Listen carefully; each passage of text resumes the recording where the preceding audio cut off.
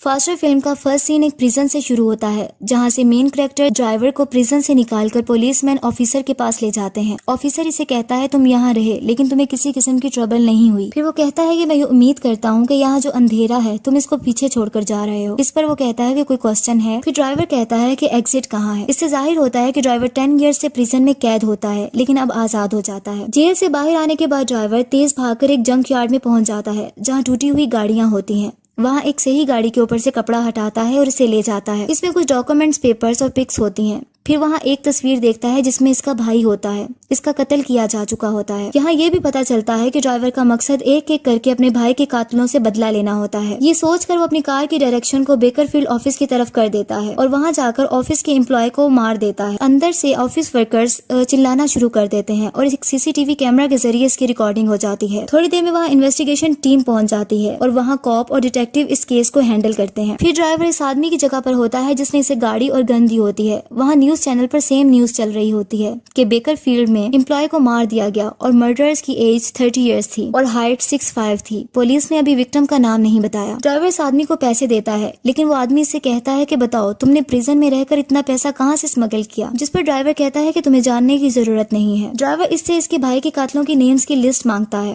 और फिर वो उससे आदमी से पैसों की और डिमांड करता है और ये कहता है कि मुझे ये लिस्ट हासिल करने में 10 इयर्स लगे हैं। ड्राइवर हाइपर हो जाता है और वो आदमी डर कर नेम लिस्ट को ड्राइवर को दे देता है। घर दिखाया जाता है जहाँ एक न्यू कैरेक्टर सामने आता है। वो किलर होता है। शुरू में वो एक्सरसाइज करता हुआ दिखाया जाता है। यहाँ से पता चलता है कि इसने बहुत से चैलेंजेस को एक्सेप्ट किया है और विन भी किया होता है। वहाँ इसकी दोस्त लिली भी होती है। किलर इसको कहता है कि मूव ऑन करने का टाइम है। इसके बाद किलर को कॉल आती है और इसे कहा जाता है कि तुम्हारे लिए एक क्लाइंट है, क्योंकि तुम चैलेंजेस को पसंद करते हो। तुम्हें लोकेशन के बारे में बता दिया जाएगा। ये क्लाइंट सोचता है कि वो टारगेट इसके पीछे है और इसे मारना चाहता है और वो कहता है कि काम जितनी जल्दी हो सके करो। ये इस किलर को ड्राइवर का कत्ल करने के लिए कहा जाता है और इसके बाद ड्राइवर की पिक किलर के मोबाइल में भेज दी जाती है। किलर अपनी गन्स को लेकर अपनी गाड़ी में चला जाता है। ड्राइवर को दिखाया जाता है कि ड्राइवर लिस्ट में लिखे हुए नाम को, जो कि टिसन ओल्ड मैन होता है, उसकी तरफ जाता है और उसकी बिल्डिंग पे पास जाकर गाड़ी को रोक देता है, जबकि किलर भी लोकेशन को आइडेंटिफाई करके वहाँ पहुँच जाता है। जैसे ही किलर ड्राइवर को अंदर जाता देखता है तो वो भी इसका पीछा करता है। ड्राइवर अपने भाई की डेथ का जहन मिलाकर शदीद गुस्से में आ जाता है और अपने गन के साथ रूम में एंटर होकर इस बूढ़े आदमी टिसन के फोरहेड पर गोली मारकर इसका भी कत्ल कर देता है। किलर वहाँ पहुँचते ही ड्राइवर पर गोली चलाने लगता है कि एक छोटी सी बच्ची सामने आ जाती है।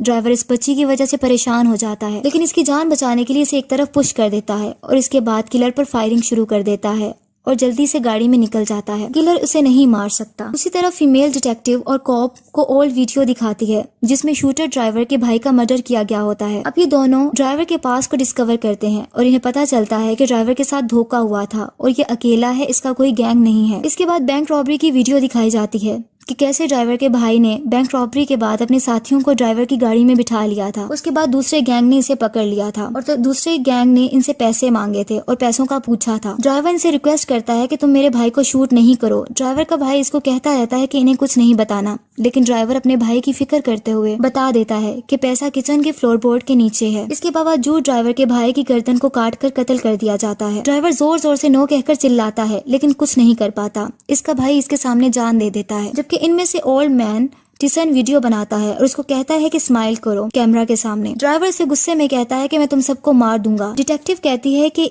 अब इन वीडियोस में जितने लोग हैं जिन्होंने इसे मारने की कोशिश की और इसके भाई का मर्डर किया, वो इन सब के पीछे जाएगा और इनका कत्ल कर देगा। इसी दौरान डिटेक्टिव और कॉप को न्यूज आती है कि टिसन ओल्ड मैन का कत्ल हो गया है और वो जल्दी से वहाँ पहुँच जाते हैं। पता चलता है कि गन से फायर करके 2 पर्सन्स के दरमियान हुई। इसके बाद दोनों गायब हो गए। फिर दिखाया जाता है कि ड्राइवर मोटेल पहुँचता है। इस होटल के रूम में न्यूज देखता है इस मर्डर के बारे में जो ड्राइवर ने किया होता है। मॉर्निंग टाइम में दोबारा ड्राइवर अपनी गाड़ी लेकर निकल जाता है और एक घर के सामने पहुंचता है जो कि एक लेडी का घर होता है। घर में वो लेडी अपनी बेबी के साथ होती है और ये ड्राइवर लेडी की पुरानी दोस्त होती है। वो अंदर अपनी गन लेकर जाता है और वहाँ जाकर फ्रेम पिक देखता है। वो लड़की इसके करीब आती है और फ्रेम लेकर इसको स्लैप कर देती है और कहती है कि तुम यहाँ क्यों आए हो और तुमने मुझे प्रिजन में आने से क्यों रोका था। फिर वो ड्राइवर को बताती है कि मैंने अपनी नई जिंदगी शुरू कर ली है। ये सुनकर ड्राइवर वहाँ से चला जाता है। अब ड्राइवर का नेक्स्ट टारगेट निक्सन होता है और वो स्ट्रिप क्लब में होता है। जल्द ही ड्राइवर स्ट्रिप क्लब में पहुंच जाता है जहाँ बहुत से आदमी खड़े होते हैं और वहाँ निक्सन भी होता है। निक्सन हकीकत में वही आदमी होता है जिसने इसके भाई का कत्ल किया होता है और इसको काटा होता है। ड्राइवर अंदर जाता है और वो गन लेकर नहीं जा पाता क्योंकि चेकिंग करके अंदर जाने दिया जाता है। ड्राइवर अंदर जाकर वहाँ से एक स्क्रू ड्राइवर जैसा टूल लेता है और वहाँ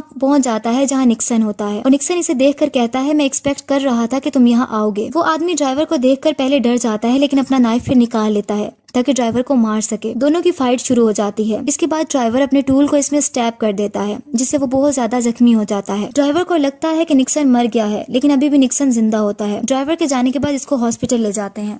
नेक्स्ट डे दिखाया जाता है कि किलर अपने मिशन पर जबकि डिटेक्टिव और कॉप अपने मिशन पर निकल जाते हैं। कॉप अपनी पार्टनर डिटेक्टिव को कॉल करता है जो इसे बताती है कि हमारे दोनों विक्टिम्स पहले ही मालूमात रखते हैं और कहती है कि मुझे तुम्हारा फॉलो अप चाहिए। कॉप कहता है कि क्या तुमने सुना है कि निक्सन को स्टैब कर दिया गया है। फिर कॉप हॉस्पिटल में सर्जरी वाली जगह पर पहुंच जाता है जहाँ वह इंजर्ड निक्सन होता है। दूसरी तरफ किलर को ये पता चलता है कि तुम्हें ड्राइवर हॉस्पिटल में मिल सकता है क्योंकि इसका थर्ड विक्टिम हिट करने से बच गया है। ड्राइवर इसको खत्म करने वहाँ जाएगा और ऐसा ही होता है। ड्राइवर हॉस्पिटल पहुंच जाता है जहाँ इसके भाई का कातिल होता है। वहाँ स्पेशल केयर यूनिट में जाकर जहाँ इस आदमी का ऑपरेट किया जा रहा होता है अंदर चला जाता है। नर्सिस और डॉक्टर्स डर जाते हैं। ड्राइवर अपनी गन निकाल लेता है और इस आदमी पर फायरिंग शुरू करके इसे जान से मार देता है और वहाँ से निकल जाता है। गन की आवाज सुनकर वहाँ के सब लोग डिस्पर्स हो जाते हैं और वहाँ कॉप अलर्ट हो जाता है और अपनी गन लेकर इसके पीछे जाता है और आखिर इस पर फायरिंग शुरू कर देता है। बहुत ज्यादा फायरिंग होती है। ड्राइवर अपना डिफेंड करता है लेकिन कॉप आगे बढ़ता है कि अचानक ड्राइवर सामने आकर गन दिखाता है। डर से कॉप की गन नीचे गिर जाती है और वो घुटनों के बल बैठ जाता है और आंखें बंद कर लेता है। लेकिन ड्राइवर इस पर गन नहीं चलाता क्योंकि वो उसका बैज देख लेता है क्योंकि इसके प्लान का ये पार्ट नहीं होता। जबकि वो कॉप आंखें खोलता है तो वहाँ ड्राइवर नहीं होता, वो जा चुका होता है। ड्राइवर जल्दी से अपनी गाड़ी में स्पीड से चला जाता है। फिर पता चलता है कि किलर इसका पीछा कर रहा है।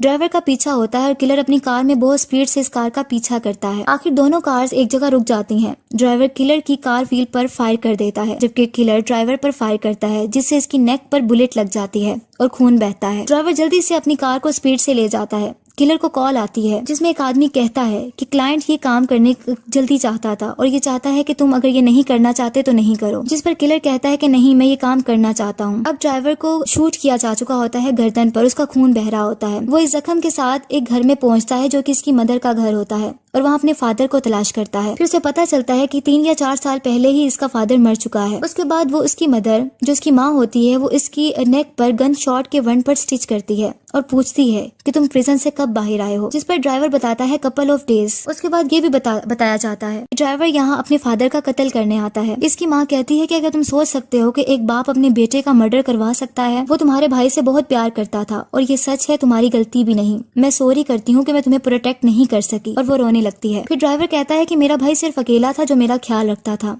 इसकी मदर कहती है कि फिर इसने तुम्हें इस काम में क्यों डाला, तुमको इसका हिस्सा क्यों बने। ड्राइवर कहता है कि जब इसका ड्राइवर गिर गया मैं अपनी मर्जी से गया, इसने इस गलत लोगों से पैसे लिए हुए थे, उसे मेरी जरूरत थी। ये कहकर वो चला जाता है। नेक्स्ट डे ड्राइवर अपनी गाड़ी रोड साइड पर रोक लेता है और रेडियो सुनता है जिसमें एक आदमी बोल रहा होता है कि नफरत तुम्हारे गर्दन के इर्द गिर्द एक चेन की तरह है जो तुम्हें वहाँ ले जाती है जहाँ तुम नहीं जाना चाहते। ये तुम्हें अंधेरों और तन्हाइयों में ले जाती है। तुम इस नफरत के गुलाम बन जाते हो और ये सिर्फ तुम्हें तुम्हारी बर्बादी की तरफ ले जाती है। तुम्हें लाजमी इससे आजाद होना है। अब पता चलता है कि आखिरी आदमी ट्रैवलिंग एवेंजलिस्ट अलेक्जेंडर होता है। ड्राइवर इसको रेडियो में सुनता है और वो जहाँ सरमन दे रहा होता है वहाँ पहुँच जाता है। जहाँ वो जाता है एवेंजलिस्ट इसे देखता है और उसे पहचान लेता है। एवेंजलिस्ट और ड्राइवर ओपन एरिया में आ जाते हैं और एक दूसरे से बात करते हैं। एवेंजलिस्ट बताता है, उसको हकीकत बताने लगता है और कहता है कि जहाँ तुम्हारे भाई का मर्डर हुआ था बस मैं डोर को गार्ड कर रहा था, लेकिन जब इन्होंने इस लड़के का गला काटा तो मैं नो कहकर चिल्लाया था। ड्राइवर कहता है जिस लड़के को इन्होंने मारा था वो मेरा भाई था। वो आदमी कहता है कि मैं इसको वापस नहीं ला सकता, लेकिन दिल में मेरे बहुत अफसोस है। फिर वो कहता है मैंने अपनी जिंदगी में क्रिएटर के लिए वक्फ कर दी है। मैं जानता हूँ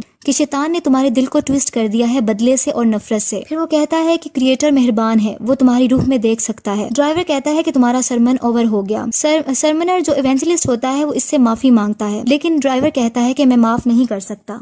ड्राइवर आसमान पर परिंदों को उड़ते हुए देखता है जबकि इवेंजलिस्ट मुसलसल दुआएं कर रहा होता है। उसके बाद ड्राइवर फायर करता है, लेकिन वो फायर हवा में होती है, वो इसको नहीं मारता और उसे कहता है कि अपनी फैमिली में वापस चले जाओ। इससे पता चलता है कि इवेंजलिस्ट की जान बच गई है और उसे माफ कर दिया जाता है। फिर ड्राइवर चर्च में अपने भाई की तस्वीर को देखता है और पिस्टल के साथ टेबल पर रख देता है। किलर थोड़ी देर में वहाँ पहुंच जाता है और ड्राइवर को गन पॉइंट पर रखता है और इस तरह को वहाँ से अभी बाहर से गुजरता है और वो दोनों की कार्स को देखता है, किलर्स की और ड्राइवर की। उसके बाद उसे डिटेक्टिव की कॉल आती है और वो उसे बताता है कि दोनों यहाँ हैं और वो हैरान हो जाती है। डिटेक्टिव कहती है कि इसका वेट करने का बोलती है, लेकिन वो कहता है कि मैं फ्लो के साथ चलना चाहता हूँ और अपनी पिस्टल लेकर वो भी चर्च के अंदर जाने लगता है। अंदर किलर ड्राइवर को कह रहा होता है, मैं तुम्हें काफी दिनों से मारने की कोशिश कर रहा हूँ और तुम मेरे अगेंस्ट कुछ नहीं करना चाह रहे। मुझे लगता है तुम मुझे सीरियस नहीं ले रहे हो। ड्राइवर पूछता है कि तुम मुझसे क्या चाहते हो, तो वो कहता है प्रोफेशनल कर्टिसी। वो कहता है कि तुम गन उठाओ ताकि हम टेस्ट ऑफ स्किल कर सकें, लेकिन ड्राइवर मना कर देता है। ड्राइवर कहता है तुम्हें इश्यूज हैं। किलर इससे ड्राइवर की गन को उठाता है और उसे मारने लगता है और ये बात करता है, जिसने मुझे हायर किया है वो अभी तक जिंदा है। तुम बात करते हो और तुम समझते हो कि तुमने अपना काम कर दिया है। उसी दौरान कॉप वहाँ पहुंच जाता है और किलर को ड्रॉप द गन बोलता है और ये भी बोलता है कि हिलना नहीं। इसी तरह किलर पिस्टल चेयर पर रख देता है, लेकिन कॉप ड्राइवर की हेड पर शूट कर देता है। किलर कॉप को कहता है तुम वो आदमी हो जिसने मुझे हायर किया था ड्राइवर को मारने के लिए, और तुमने मुझे क्यों हायर किया था। कॉप कहता है जब तुम इसको नहीं मारा तो मैं इन्वॉल्व हो गया इससे कि वो मेरे पास आता और मुझे मार देता। किलर कहता है तुम तो इसकी लिस्ट में थे ही नहीं। इस पर वो कॉप कहता है कि मुझे पता है, जब इसने मुझे हॉस्पिटल में देखा था तो इसने मुझे नहीं मारा था। फिर वो बताता है कि इसके भाई की दोस्त ही थी जो मुझ तक इन्फॉर्मेशन पहुंचा रही थी और वो मेरी वाइफ है। ये वही आदमी होता है जिसने पहले भी ड्राइवर के हेड पर शूट किया होता है। किलर बाहर चला जाता है। जब उसको पैसे दिए जाने लगते हैं कॉप की तरफ से तो किलर नहीं लेता और कहता है कि मुझे दोबारा कॉन्टेक्ट करने की कोशिश नहीं करना और चला जाता है। इसी तरह डिटेक्टिव इस लिस्ट को देखती है जिसमें मर्डर्स के नाम होते हैं और तस्वीरें होती हैं। गौर से वहाँ वो कॉप की भी पिक होती है और वो हैरान हो जाती है और वो एक ऑफिस मेंबर को कहती है कि ये केस को फ्लिप नहीं करना। दूसरी तरफ कॉप अपनी फैमिली को कॉल करता है और उसे कहता है कि मैंने केस को क्लोज कर दिया है, परेशान नहीं होना, मैं कपल आवर्स में घर पर आ जाऊंगा, सब ओवर हो गया है। इतनी देर में ड्राइवर इसकी बैक साइड पर आता है और इसे शूट कर देता है। ड्राइवर जिंदा होता है। मरते मरते कॉप पूछता है कि तुम जिंदा कैसे हो। ड्राइवर इसे मेटल दिखाता है जो इसके सर की बैक साइड पर लास्ट में सेट की गई थी। कॉप कहता है कि मैंने अपनी हेल्थ खुद बनाई है। ड्राइवर इस पर दूसरा गन फायर कर देता है जिससे कॉप की डेथ हो जाती है। डिटेक्टिव वहाँ पहुंचती है और उसको कॉप की डेड बॉडी मिलती है। ड्राइवर सब मर्डरर्स को मार चुका होता है जो कि इसके भाई के कत्ल में इन्वॉल्व थे, सिवाय इवेंजलिस्ट अलेक्जेंडर के, क्योंकि उसने माफी मांग ली होती है। आखिर में ड्राइवर अपने भाई की एशेस को समुद्र में बहा देता है क्योंकि वो अपने भाई का बदला ले चुका होता है। जबकि दूसरी तरफ ट्रैवलिंग इवेंजलिस्ट अलेक्जेंडर को दिखाया जाता है जो फॉरगिवनेस पर अपना सरमन दे रहा होता है।